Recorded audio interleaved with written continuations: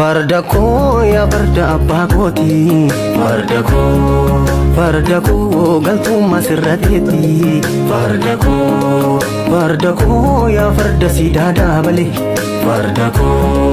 Fardako sin Jirra jirtu maatii keenya nageenya waaqayyo isiniif haa ta'u akkam jirtanii nuti nagaa jirra galata rabbi isinis immoo kan nagaa taatan waaqayyo irraa abdii qabna.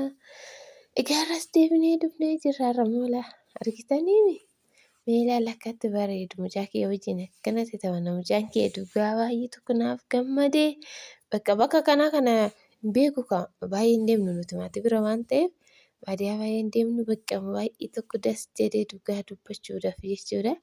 Bakka na ciniinaa naan taphata bakka waliin taggalaa irra jechuudha. Baay'ee das jedhee amma akkatti naa galuyyuu hin beeku. Ana qofaan na qabe garuu jechuudha maaliif akka ta'e fincaane warii garuu nu biratti siin jira kan fardeenii ta'e hin beeku ani garuu. Inni immoo yuuffaa jedhee taphata bakka erga ganama seenne osoo manatti waliin deemin kinoo isuma wajjin urfatti lafaa jirra. Ingaluu wariin egaa jedha bakka watar baay'ee nama jedha. Inni akkasii argitanii asitti immoo farda yaabbachiisee akaakayyuun fardaan deemaa jira jechuudha mucaa kee baay'ee tokko das jedhee farda yaabbatee deemaa jira. Baay'ee das nama jira dhugaa dubbachuudhaaf ijoolleen immoo warra isaan biratti godaanee jiru kan warra namatu bira godaanee jira. Kushiina isaanii argitanii kushiina isaanii kufuuf geesse xiqqumaafi ani garuu seenne dhugaa dubbachuudhaaf mucaan kee guddeenyaa argate jechuudha. Warra biratti godaananii jiranii godaansa jira bira waan ta'eef hin argitanii biyya godaansaatti garuu isaan jireenya isaanii achuma jechuudha warra kaantu biratti godaana malee argitanii kushiina ani na sodaadde dhugaa seenuuf deema qaba mucaan kee nagatee deeme. Amma irraa bu'anii maaliif akaakayyuun isaa gara biraa deemuuf wanta ka'aniif irraa bu'anii jiranii amma kiyyammoo hin bu'u hin deemu hin hafuu bakka wajjinan deema farda argee maafan gadiisa farda yookiin farda gaarii koraa yookiin hoolaa yaabbatuuf itti fiigaa yookiin immoo warii bakka waa tokko sodaachuun hin jiru farduuyyuu sodaate mee ilaala farduuyyuu eessanatti dhufe diimaan kun isaan gugurraacha warra achi baay'een isaanii. Inni mucaan kiyyaa osuma na didu giddumaan irraa buusnee amma ammoo okkee haruu deemnee okkee harree xaxxafuuf jechuudha. Kinoo ayyoon okkee haraa jiranii maazariin jedhu inna anillee hare garuu nama kaameraa nama waraabuu viidiyoo nama waraabuu abame malee hareen jira jechuudha. Argitanii nama lamaan haramaa jira jechuudha. Okkeen kun sa'aatii torbattuu numu jechuudha dhugaa dubbachuudhaaf sa'aatii torbattuu numu. Kinoo gibbiin qabu axxariin qabu sun jedheetuma rufa bula bineensi illee hin jiru jechuudha biyya kana.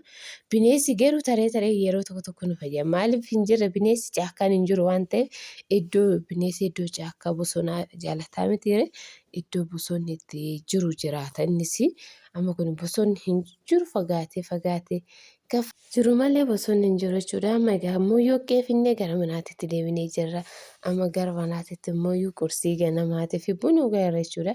Kinoo maatiin ol ga'ee jira. Hundumtuu asii jiranii. Kanaaf immoo mucaan keellee kinoo taa'ee mee ilaala akkate taa'e. Fataa jedhee taa'ee qixxaa daabboo nyaachaa jira buna dhugaa jira. Bakka ittisiisni nyaachisuu hoogitee jechaa ta'e bakka balleesse waan okkee waan maalii kan itti hafu hin jiru. Inxaaraa hin hojjetaa maal jira. Disiisatuma karaa godhe malee bakka baay'ee itti tole dhugaa dubbachuudhaaf guyyaa tokkoon garuu guyyaa sadaffaadha. Gurraachee baay'ee tokko gurraachee jechuudha. Mana hin taa'u waan ta'eef ammas nan deemaa nan ba'aa jira kanatti. Gandiyaa kakilee abaabilee kiyyaa na duraa mul'ata warra kiyyaa. Gochoon keenya guddaan gubbaan faarachuunsaa yaadaan na mul'ata dallaa bal'oo keessa. Baadiyyaa gajaa lafa loowwanii Oromiyaa diyaanaan suun. Baadiyyaa gajaa lafa loowwanii Oromiyaa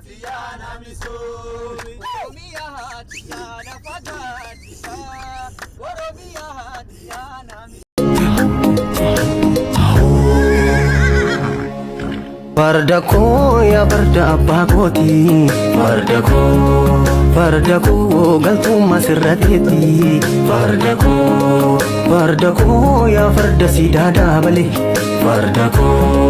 farda koo sintaa gadhu yoomillee farda koo yaa farda fuullee kootiin maluu farda koo sideeffadha gaaf tokko farda koo sideeffadha aatii koo